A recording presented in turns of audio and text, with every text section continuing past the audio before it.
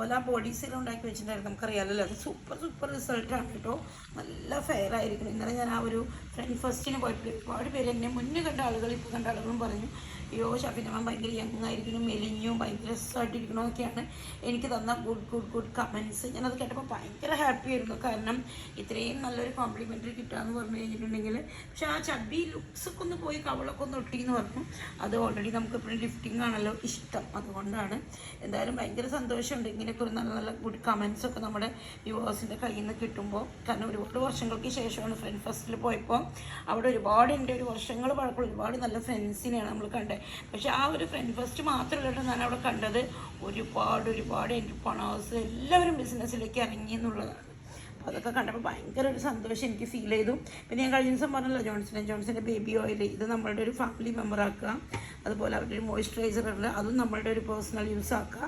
ഇതൊക്കെ പ്രായം നോക്കി ഉപയോഗിക്കുന്ന പ്രോഡക്ട്സിലൊന്നും തന്നെയല്ല.